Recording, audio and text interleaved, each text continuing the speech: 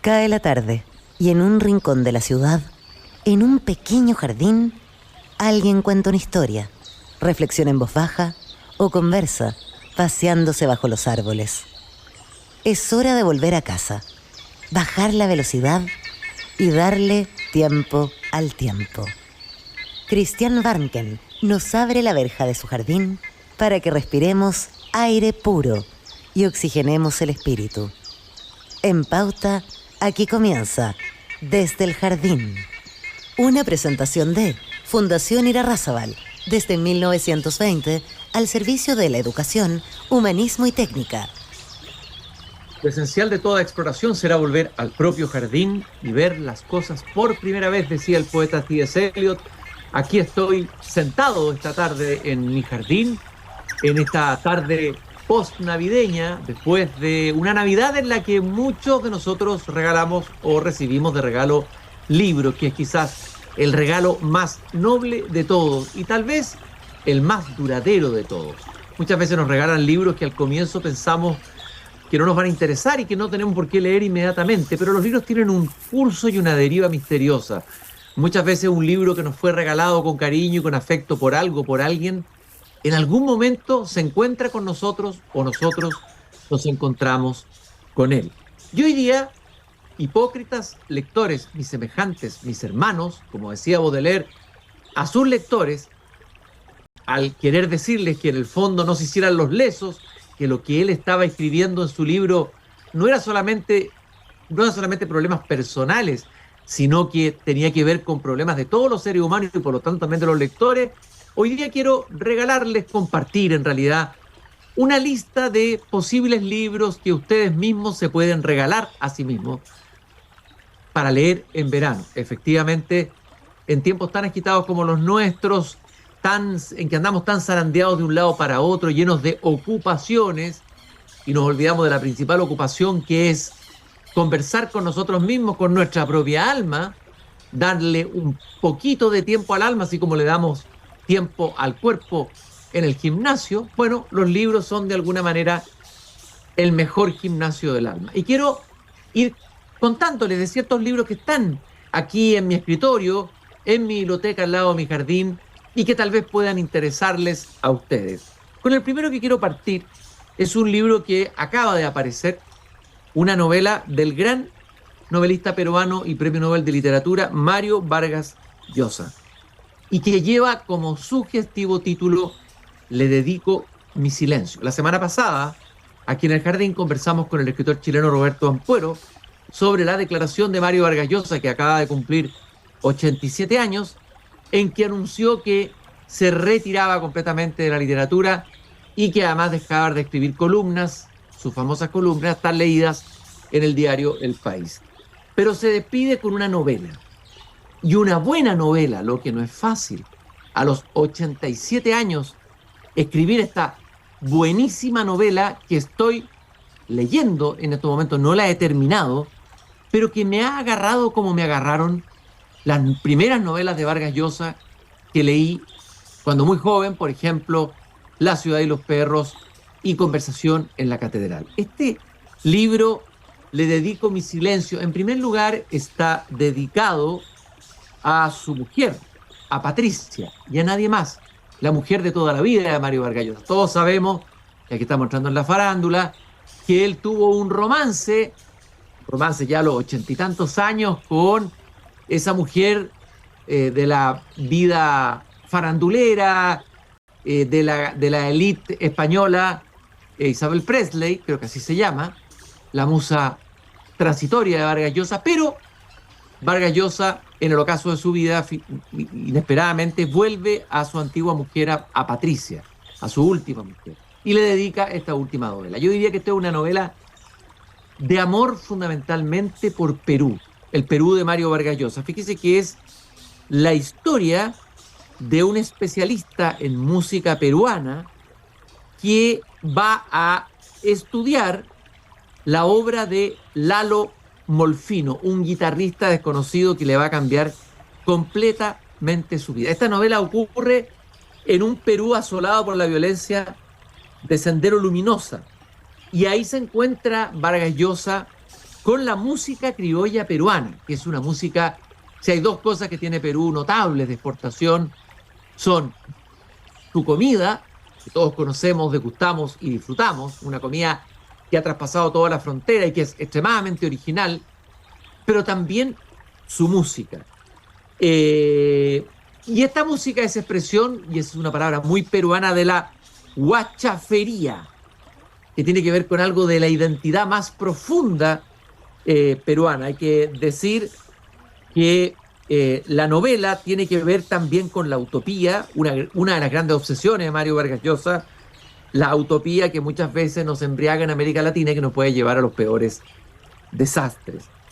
Quiero leer solamente un pequeño fragmento, no quiero espolear de ninguna manera la lectura de esta novela que me ha ido agarrando de a poco y que ahora me tiene muy sumergido en ella, en que justamente el personaje principal, Toño Azpilicueta, investigador de la música peruana, dice que su pasión era intelectual, única y exclusivamente. Es decir, él no era un músico, pero sin embargo, cuando pensaba en la música, se inflamaba hasta las lágrimas. Las vetas más profundas de la nacionalidad peruana, ese sentimiento de pertenecer a una comunidad a la que unían unos mismos decretos y noticias, estaban impregnadas de música y cantos populares. Dice Toño Azpilicueta, el personaje principal de esta refrescante novela de despedida, con un título muy significativo del gran Mario Vargas Llosa, Le dedico mi silencio. Y en homenaje a esa gran música peruana y también a nuestro gran escritor Vargas Llosa, que lamentablemente se ha despedido de la literatura, habrá que creerle, vamos a escuchar una música, un tema, El mar, de Félix Valdelomar, una música típicamente peruana que tiene que ver con el contenido de esta novela que les estoy recomendando aquí en Desde el Jardín.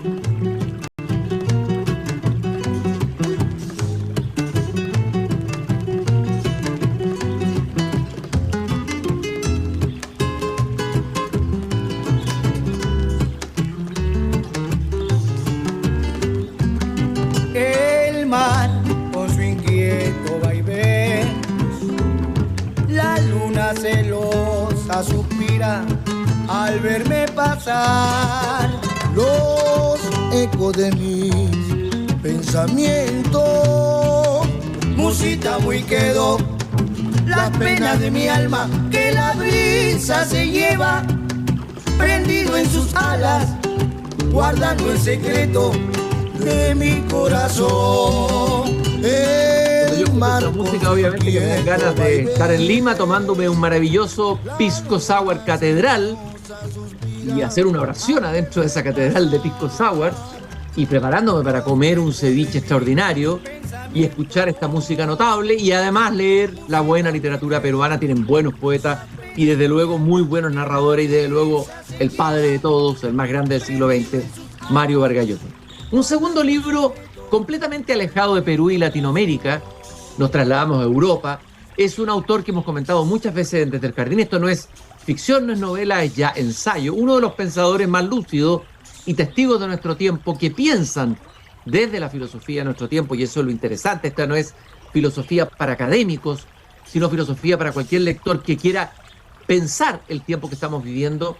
Nos trasladamos a Alemania y vamos a comentar uno de los últimos libros de este filósofo de origen coreano, pero que escribe y piensa en alemán, Byung-Chul Han. El libro se llama La expulsión de lo distinto, editado por Editorial Herder. Byung-Chul Han, en este libro, nos está diciendo de alguna manera que vivimos tiempos en que el otro ha desaparecido. El otro o los otros. El otro como amigo, dice Chul Han, el otro como infierno, el otro como misterio, el otro como deseo, van desapareciendo, dando paso a lo igual. La proliferación de lo igual es lo que, haciéndose pasar por crecimiento, constituye hoy esas alteraciones patológicas del cuerpo social. Es la pesadilla de lo igual. Es como cuando viajamos, llegamos a un aeropuerto de una ciudad y ya no sabemos distinguir de dónde es ese aeropuerto.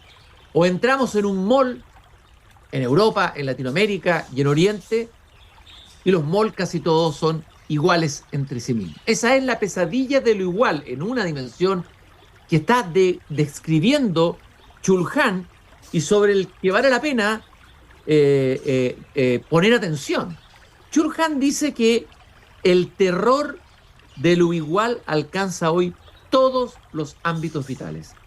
Viajamos por todas partes sin tener ninguna experiencia. Uno se entera de todo sin adquirir ningún conocimiento. Se hacían vivencias y estímulos con los que, sin embargo, uno se queda siempre igual a sí mismo. Uno acumula amigos y seguidores sin experimentar jamás el encuentro con alguien distinto. Las redes sociales representan un grado nulo de lo social. O sea, Chul Han aquí va contra el sentido común. Son afirmaciones contraintuitivas. Esta idea de viajar, hoy día nunca ha sido tan masivo y tan popular viajar y tan fácil viajar. Viajamos, acumulamos viajes, pero en esos viajes no tenemos experiencia. Son como esos turistas chinos que llegan a todas partes, sacan fotos y después se van. Vieron ahí la Catedral de Notre Dame, pero es una más entre todas las fotos que capturarán para luego mirar en sus teléfonos celulares cuando regresen a su país de origen. Pero también está el hecho que recibimos mucha información todo el día, pero no tenemos conocimientos, dice Chul Han. Acumulamos amigos y seguidores. Esos son los famosos influencers, ¿no? Que pueden tener redes con millones de seguidores, pero ¿de qué sirve tener millones y millones de seguidores si no tenemos un encuentro personal cara a cara de verdadero diálogo con un otro? Dice Chul Han. Entonces, hay una crítica aquí a que la interconexión digital total y la comunicación total no facilitan el encuentro con los otros, afirma Chul Han. Y es interesante también decir que habla Chul Han de la intoxicación de las series, esas series de Netflix que miramos todos los días y que van produciendo una suerte de adicción. No hay nada de malo en mirar series, obviamente, pero Chul Han la analiza como parte de este fenómeno de lo igual, ¿no? Lo distinto, lo diferente, lo único e irrepetible comienza a ser avasallado por lo igual. Es un libro crítico, lúcido, no significa que uno pueda estar de acuerdo en todas las afirmaciones que hace, pero siempre vale la pena mirar lo que Chul Han está observando sobre nuestro mundo contemporáneo de una manera crítica y lúcida. La expulsión de lo distinto del filósofo Chul Han, filósofo alemán de origen coreano. Siempre me preguntan y me piden que recomiende libros para adolescentes o para jóvenes. Cuesta encontrar libros atractivos e interesantes que puedan cautivar a lectores que si no se hicieron en la infancia es muy difícil que se puedan hacer después en la juventud, aunque hay casos de eso, obviamente. Y acabo de encontrar un libro que me pareció absolutamente recomendable para niños sobre 11, 12 años, creo yo, del gran escritor de ciencia ficción Isaac Asimov, el autor del famoso libro Yo, Robot, un escritor de las distopías futuristas que nos ofrece en este conjunto de cuentos relatos con una cierta ternura y con una visión, fíjense, incluso positiva del mundo mecanizado y robotizado. En estos cuentos, lo que nos describe Asimov es una sociedad futura en que los robots, en vez de ser una amenaza para la vida de los hombres, como suelen presentar muchas distopías y novelas de ciencia ficción, en realidad esos robots se convierten en fieles servidores que incluso llegan a suplir las carencias afectivas de los personajes. Así ocurre, por ejemplo, con el magnífico cuento Robbie, que abre este conjunto y volumen de cuentos de Isaac Asimov, Amigos Robot. Es una niña que está en un árbol y que está contando y nos damos cuenta que está jugando a las escondidas. Y cuando sale a buscar al que debe ser su amigo, en algún momento nos damos cuenta que en realidad con el que está jugando es con un robot que se llama Robbie. Isaac Asimov es un gran e imaginativo escritor, creo que puede cautivar a un lector joven, lo puede iniciar además que después se interese en buscar literatura de ciencia ficción de mayor envergadura, como por ejemplo los cuentos de Ray Bradbury, como las mismas novelas de Isaac Asimov. Y además lo interesante de esta edición, amigos robots, de Vicens Vives Ediciones, es que tiene estupendas ilustraciones, lo que lo hace ser un libro mucho más amable, mucho más ameno y mucho más atractivo. Una visión distinta de el futuro que nos espera, que a veces tendemos a ver muy apocalípticamente, pero que Asimov nos muestra que tal vez estos robots, estas máquinas, diríamos, estas inteligencias artificiales, tal vez se conviertan en nuestros futuros amigos. ¿Por qué no?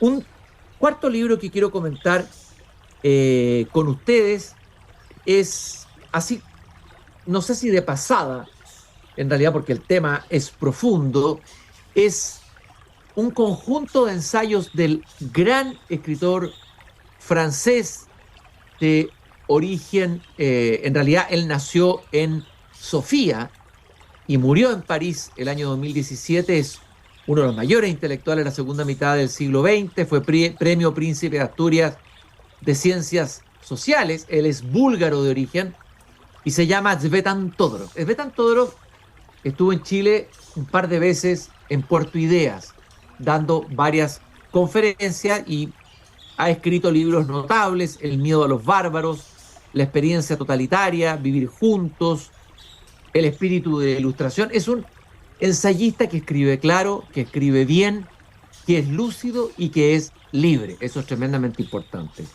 Y en este libro que se llama Memoria del mal y tentación del bien, indagación sobre el siglo XX, de alguna manera Tzvetan Todorov se mete en el mal más extremo que vivimos como seres humanos en el siglo XX, un régimen político inédito, el totalitarismo, que alcanzó en su versión de la Unión Soviética, en el socialismo real, pero también en el nazismo y en el fascismo, dimensiones como nunca antes vistas en la historia de la humanidad. Por algo se llama totalitarismo, o sea, que engloba la totalidad de la experiencia humana. En este libro él indaga sobre eso, habla sobre la memoria y habla también sobre el presente.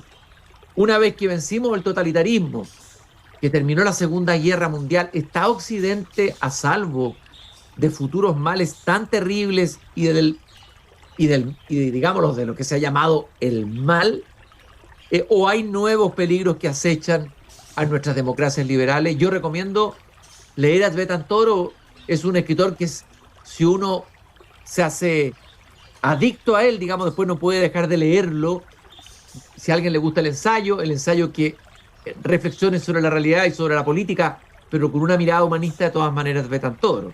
Quiero leer un párrafo solamente sobre el artículo Nuestras democracias liberales incluidas en el libro. Dice Todorov: Primera Guerra Mundial, 8,5 millones de muertos en los frentes, casi 10 millones en la población civil, 6 millones de inválidos. Y va enumerando toda la lista de horrores y de muertos y de guerras llevadas a cabo por las potencias europeas, pero también Estados Unidos y también la Unión Soviética durante este convulsionado y tremendo siglo XX, que termina además con la explosión de la bomba atómica, ¿no? Y dice Tzvetan Todorov, cito: estas son las grandes hecatombes del siglo XX, reducidas a fechas, lugares y cifras de las víctimas. El siglo XVIII fue designado por los historiadores como el siglo de las luces. ¿Acabaremos algún día llamando a nuestro siglo el siglo de las tinieblas? Tzvetan Todorov, Memoria del mal, tentación del bien, editado por Galaxia Gutenberg, para quien le guste el ensayo y el ensayo histórico y político, este es un gran y recomendable libro para leer en enero. También llegó a mis manos, a quien le guste el cuento y la literatura chilena, un libro que había sido editado hace varias décadas atrás por la mítica editorial Quimantú. ¿Se acuerdan de esa editorial que durante la Unidad Popular editó muy buenas ediciones de libros baratos, de libros de bolsillo, a gran tiraje, y varias revistas también? Acaba de editar el Fondo Cultura Económica una antología de relatos de bandidos chilenos con una selección y prólogo del poeta chileno Enrique Lin, con un prólogo muy lúcido y muy entretenido. Enrique Lin es un gran lector y un lúcido ensayista, además de un tremendo y gran poeta. Pero vale la pena tener este libro. Yo diría lo siguiente: hoy día se está hablando mucho de la delincuencia y de un tipo de delincuencia muy violenta que tiene que ver con el narcotráfico. Pero nos olvidamos que en Chile también han existido ladrones y bandoleros durante toda su historia, desde el origen. Algunos más violentos que otros, pero en general el antiguo bandido y ladrón chileno no tiene nada que ver con el actual asesino que dispara en plena calle en la cara a alguien, ¿no es cierto? O mata a un carabinero en una esquina. Y sería interesante mirar hacia atrás cómo eran los bandidos en Chile antes, cómo era el bandolerismo, que era un fenómeno de ese tiempo. Es recuperar también la fisionomía de un Chile que ya hemos perdido, que desconocemos. Podemos encontrar en esta antología autores tan importantes y lamentablemente tan olvidados, ¿eh? La verdad que nosotros tenemos buenos narradores chilenos en el siglo XX, buenos cuentistas, buenos novelistas, que se leían antes en el colegio y ahora prácticamente no se leen.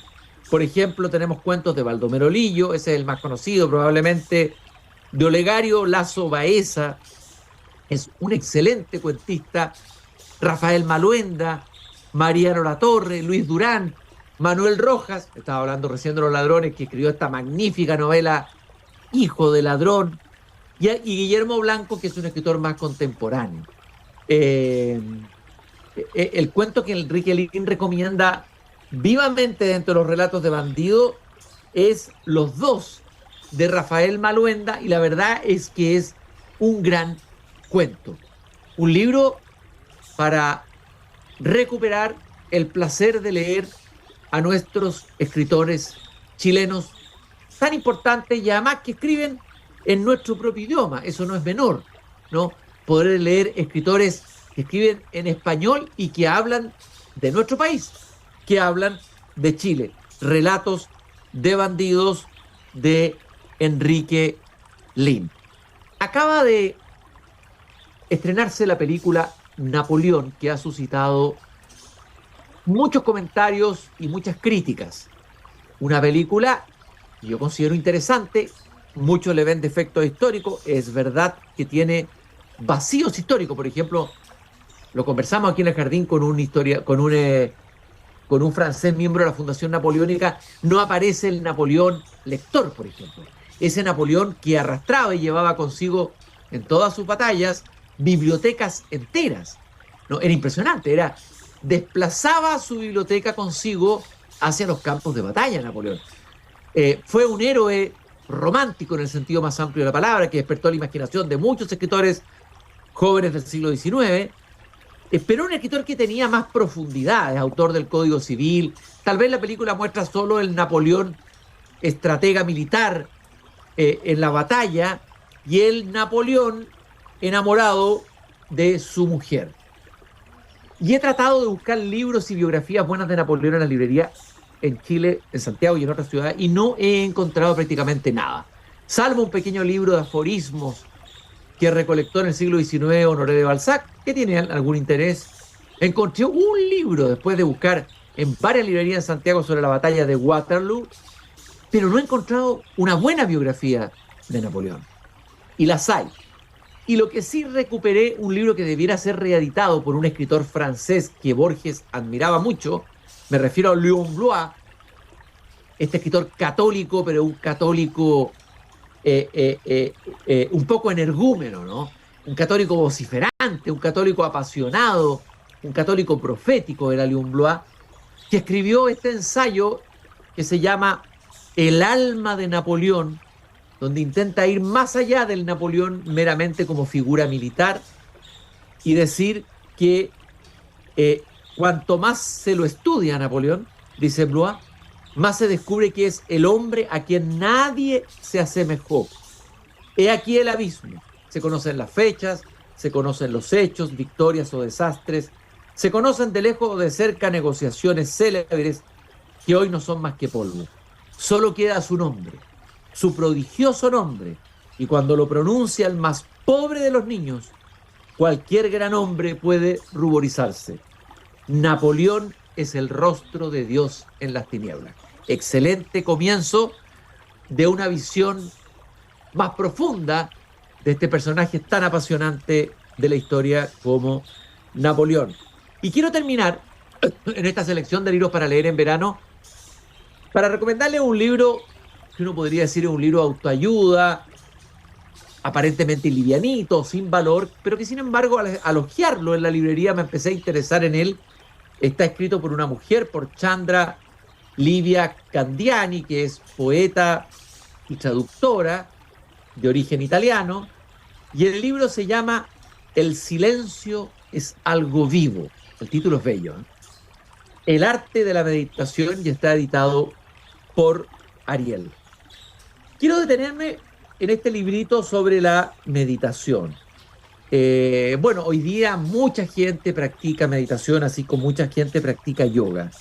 Pero la autora nos da aquí ciertas pistas que van al contrario de esta idea utilitarista que el occidental o la occidental hoy día usan de todo lo oriental, digamos, para tratar de mejorar la calidad de vida rápidamente como una fórmula mágica. Pensando que si la aplico así y yo la uso, por arte de magia me voy a transformar y me va a ir bien, voy a tener éxito, etcétera, etcétera, etcétera. Sin embargo, la autora dice acá que meditar no es buscar vías de salida, sino más bien vías de entrada. El mundo está lleno de personas que dan recetas para deshacerse de todo lo que nos oprime, para no sentir o para entrar en una ilusión anestésica. La práctica de la conciencia, en cambio, enseña a permanecer, a entrar en intimidad con lo que nos ocurre. Y la paradoja es que esa intimidad es impersonal. En fin, hay una serie de reflexiones y afirmaciones que nos muestran que la meditación no es solamente una práctica light, como para alguna manera tranquilizarse y reemplazar el rabotril por ella, ¿no? Es mucho más que eso, ¿no? La autora, por ejemplo, tiene un capítulo dedicado al cuarto que ella habilitó en su casa como el cuarto de la meditación, ¿no? Y dice, hay un cuarto en mi casa, ni grande ni pequeño, que está vacío. Lleva así 32 años. Solo entro para sentarme en silencio yo sola y 2 veces por semana con otras personas. El suelo está cubierto con una moqueta algo vieja, azul. Las paredes son blancas, hay una fila de cojines, hay 2 ventanas y apoyada en un soporte de aproximadamente 1 metro de alto, la cabeza de un Buda de origen camboyano, parecido a un Pierrot amable y sereno. En realidad este cuarto nació en torno a un gesto, el gesto de inclinarse, de apoyar la frente en el suelo, de descender. Es bonito contar con un gesto que se repite todos los días. Es como tener un marco que permanece quieto y que en su interior podemos ver cómo cambia todo dentro y fuera de nosotros. Una honda y distinta reflexión sobre la meditación de Chandra Livia Candiani, con un libro con un título muy sugestivo, El silencio es algo vivo. Tan vivo que el músico Drexler le puso música y escribió esta bella canción con la que nos vamos a despedir. Silencio, Jorge Drexler. Gracias por habernos acompañado, por haberme acompañado esta tarde en el jardín. Yo espero que algunos de estos libros puedan haber hecho resonancia en ustedes y sean una invitación para seguir viajando a través de los libros dentro de nosotros mismos. Nos encontramos mañana nuevamente aquí en Desde